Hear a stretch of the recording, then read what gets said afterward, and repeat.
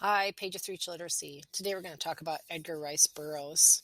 He was really a prolific author he was born in 1875, died in 1950, but he did a ton of adventure, science fiction, fantasy, and he's probably best known for his Tarzan and John Carter characters.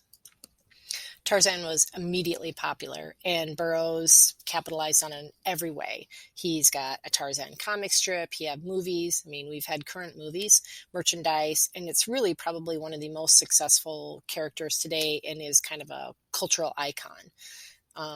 Burroughs' California Ranch is in the Tarzana neighborhood of Los Angeles, really named after the character itself.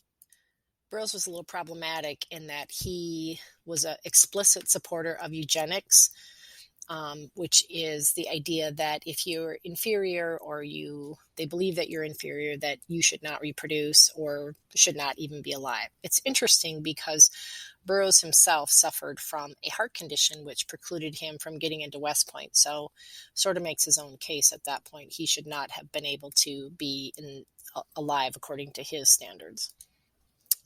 Particularly Tarzan was meant to reflect these concepts. I'm not sure I'm clear on that, understanding sort of that eugenics part and they called scientific racism is a big part of what he did, meaning if you aren't scientifically fit or you don't have the genetics to be a good person, you shouldn't either reproduce or be alive. He also wrote this series, John Carter. Here's a couple of the books that he wrote in that series. They're an interesting read if you get a chance to read them. They're a little hokey at times, and most of them have these partially clad women on the front or half naked people. But the books are interesting. I'm not sure I'm a big fan of Burroughs himself, but potentially worth a read.